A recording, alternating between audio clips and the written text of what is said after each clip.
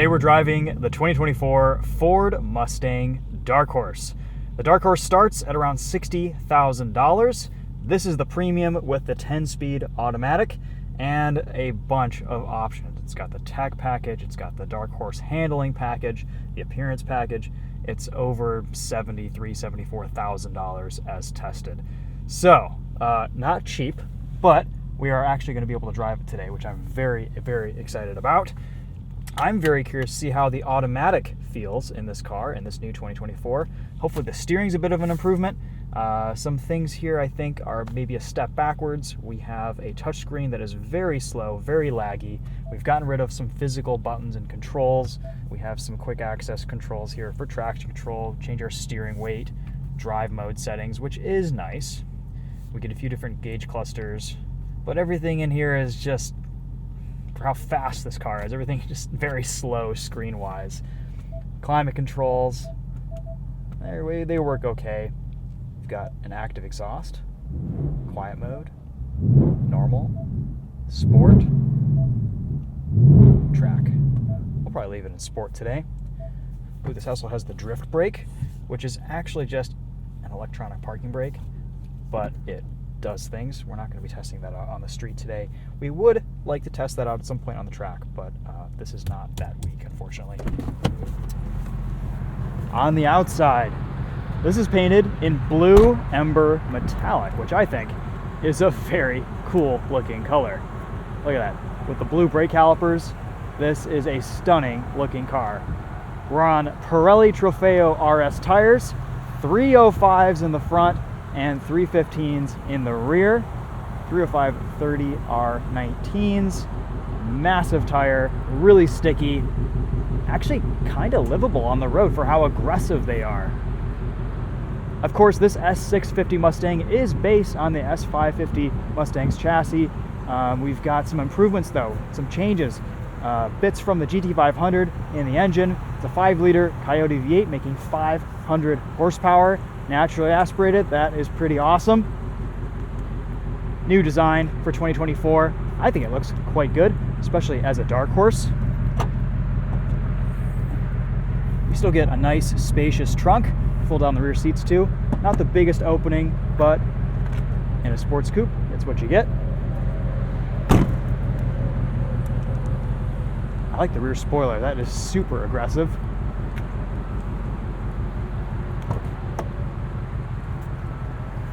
Rear seats, you might be able to fit small kids in there. Let's pop the hood real quick. Take a look at this 5-liter V8 Mustang Dark Horse. We have the racing stripes here.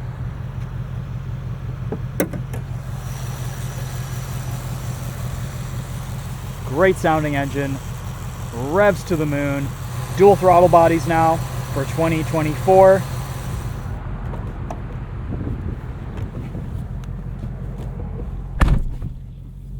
I'm gonna say for the money, I'm a little bit disappointed with this interior. Materials are not amazing in here. This faux carbon fiber is probably fine for the base Dark Horse at around 60 grand, but for $74,000, I would like some real carbon here. And this just kind of is this cheap woven plastic, and nothing in here is really screaming quality. The Recaro seats are comfortable. They're a little tight. The bolsters are really high. They kind of impede on your ability to turn the wheel, so you do have to get the right seating position in this. I like the size of this cabin. I'm 5'10", and I've always felt a little bit small in Mustangs, and this is the first Mustang that I've driven in a long time that I don't feel like I'm swimming in. Of course, they've changed the entire dash layout. We no longer have that iconic double brow with the screens here now, but I think it looks okay. It's just I wish everything were faster and more responsive here, and we had some slightly better materials. So as far as drive modes, we have normal, sport, track. I have it set to change the gauge cluster depending on drive mode, so we can see a few of those different options. You get this really linear track display. That's kind of nice. Red line is dead center on the wheel and in the middle of the dash. That's kind of cool. Drag strip, slippery, custom. Custom is fun. I've got a few settings there that we'll talk about once the screen loads. We've got the Fox body gauge cluster, which is always really cool. Steering's in comfort, exhaust is in sport, everything else is in normal. Let's start off in normal drive mode. That's kind of what the car will default to when it starts up. At least CarPlay is responsive. That's what our reverse camera looks like. Looks pretty good, though I wish we got a 360 cam. Shifter feels nice. I love the way this kind of engages into drive. It feels proper. All right. Steering is heavy, especially with these 305 with front Trofeo RS tires.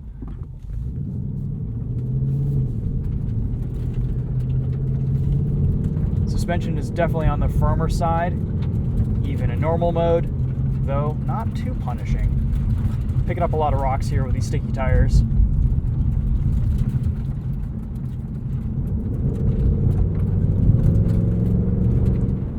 And today you're getting some very early driving impressions on this S650 Mustang Dark Horse Premium. I've really only driven this to the location today to film, so haven't really spent a lot of time in this. Immediately, the transmission feels a lot better tuned. Like, it actually knows what gear it wants to be in than the previous generation Mustang. I like that. Pedal shifters, not that responsive. There are a lot of gears to go through. It's still kind of jerky on downshifts, but it's a little bit smoother, a little bit crisper.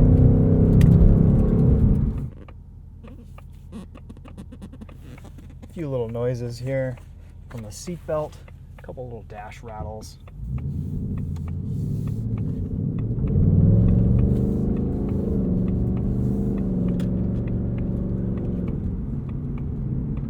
I like the turn signal sound a little bit better. All right, let's go into sport mode. We'll hit this entrance ramp.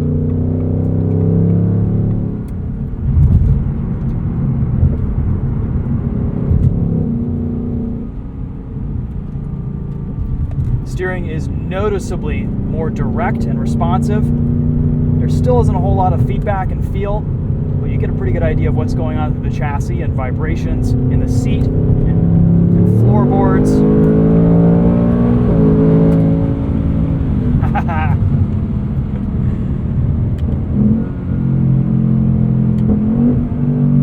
Sport mode wakes up the gearbox too. Really close gearing.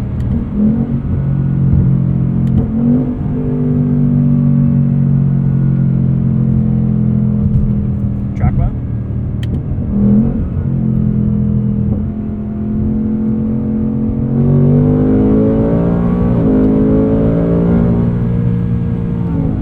Yeah, this 10-speed auto is so much better. Big improvements here.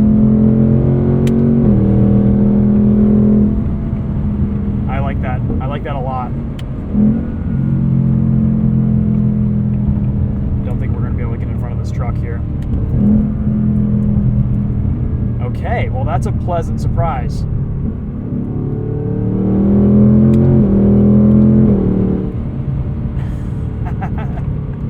I think that's about the closest gearing I've ever experienced in a car. We'll go into custom mode. Put us back into drive.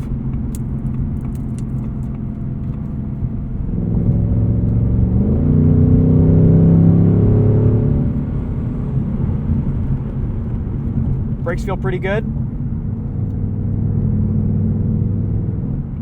I'd still get the manual because you get the strengthened Tremec in this Dark Horse, and that's worth it just on its own. But if you want an automatic and you probably want the fastest Dark Horse on the track, this is probably the gearbox to go with. Throw it in track mode, leave it in auto, let it do its thing. You're going to be going through way too many gears to be using the paddle shifters on your own.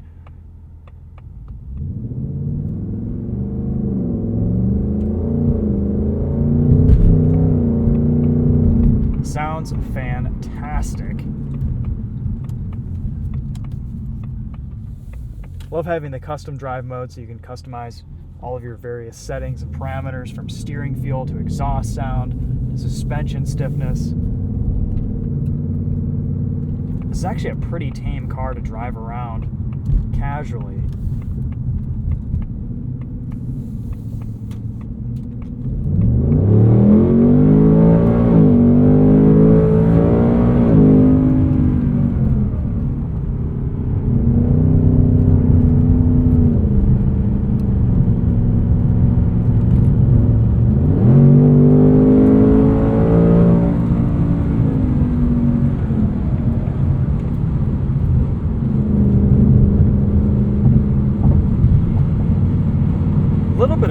streamlining from those front 305s, but it's not bad. I've experienced worse in the GT350R. They seem to have kind of figured that out a little bit, especially with the new Mach 1. I saw some improvements in that Mustang.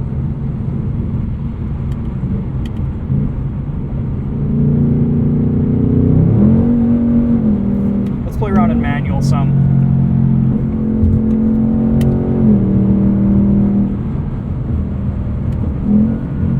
I like all the information we get here in track mode. Tire pressure. We can choose different gauge details here. Cylinder head temp, engine oil temp.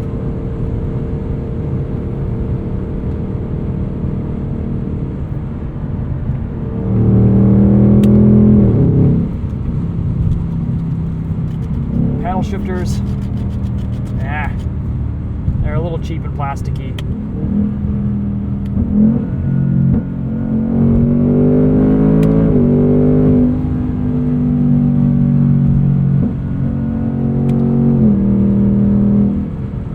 There are some noticeable steps forward here with this new S650 Dark Horse Mustang, but there are also some pretty noticeable steps backward. I'm not a fan of this interior.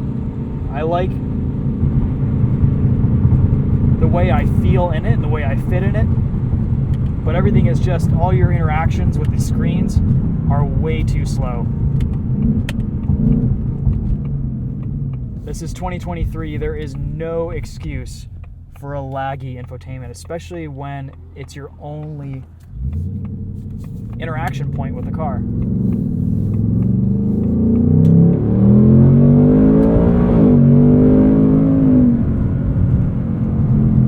This new Mustang Dark Horse does drive awesome though. This is great. I mean, this is the automatic Mustang high performance driving experience I think we've always kind of wanted. The transmission never delivered, and now it finally does. I would like a little bit more intelligence out of it. If I hold the left paddle, I'd like for it to downshift a few times to the lowest possible gear. And we'll just go straight. If I'm going around a corner in normal drive mode, I want it to hold those revs just a little bit longer.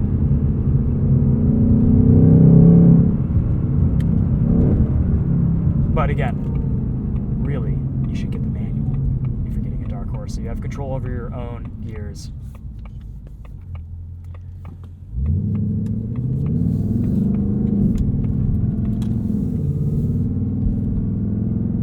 All right, let's go back into sport. I'm liking sport today.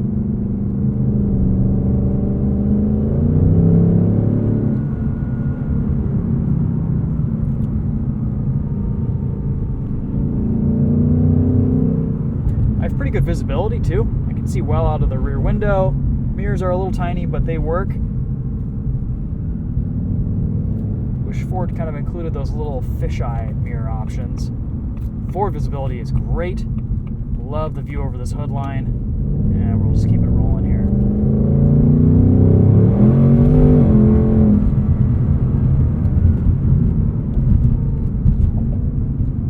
We're in sport mode over a pretty bumpy section of road here. Aside from interior rattles, it's not punishing. All these rattles are going to get to me this week. We've got something buzzing in the back, something buzzing behind the screen. I guess it's kind of part of the experience, something that you can expect from a hardcore track-oriented car, but it definitely cheapens the perceived quality of this interior even more.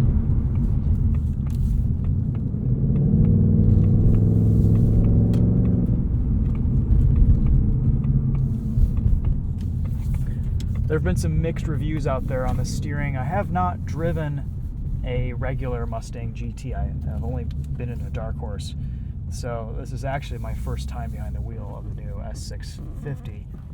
And I do like what Ford did here. They definitely listened to a lot of complaints. They didn't fix everything, but I mean, there's only so much you can do with a modern electric power steering rack.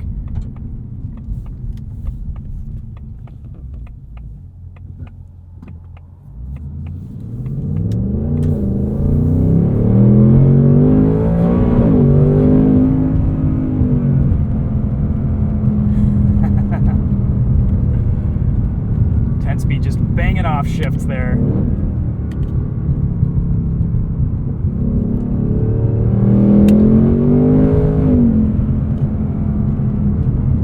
Not quite giving me a gear there, even though I asked for it. It's giving me downshifts. Oh, that was kind of a weird shift there.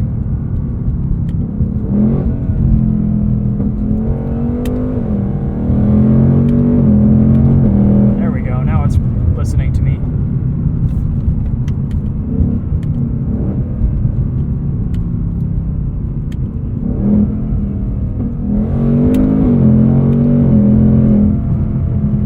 If you're going to be changing the gears yourself using the paddles, you definitely want to shift into manual mode. Seems to figure everything out a little bit better that way.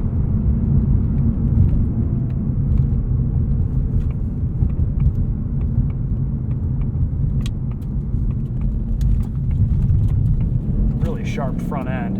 Good turn in. What's this like with the exhaust in quiet mode? I could live with this exhaust. They've done a nice job tuning the sound here.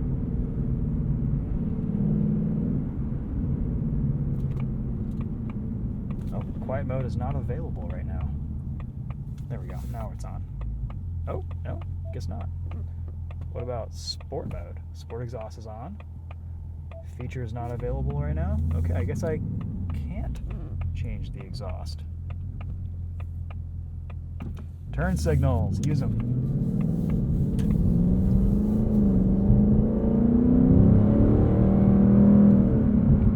Maybe if we go into normal drive mode, we can change the exhaust. Quiet exhaust is on, feature is not available.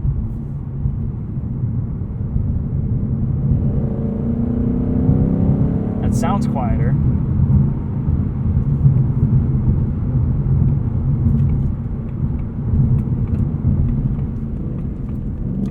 Some nice downshifts there from the car in sport mode.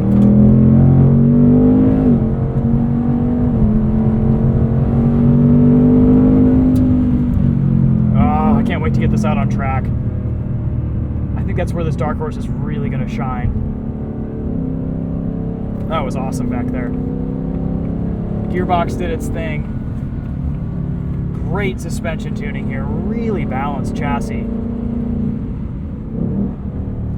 Like the downshifts into the corner there. Leaving all this in auto. Oh, these Trofeo RS tires are just amazing.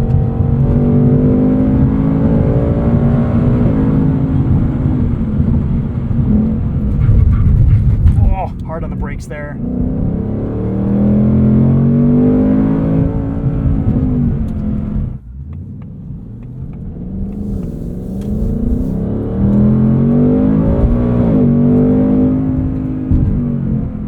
$7,500 RPM redline in this.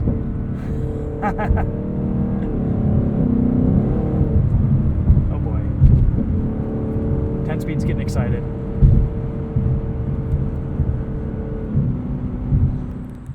Oh yeah, there's another feature. You can rev the car.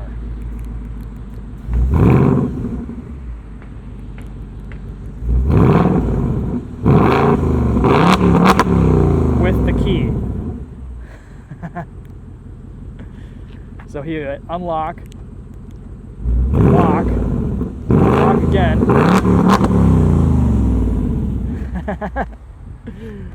What a ridiculous gimmick, and I love it. That is awesome. That's really, really fun. I think the car has to be warmed up a little bit, but that's fun. That's neat. Whoa, big reach for the seatbelt.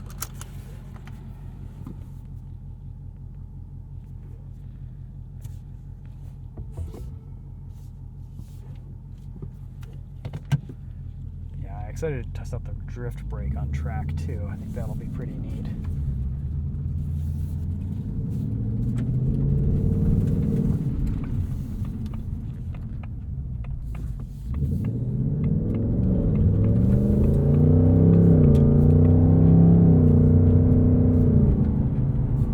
You can make CarPlay full screen. That's nice.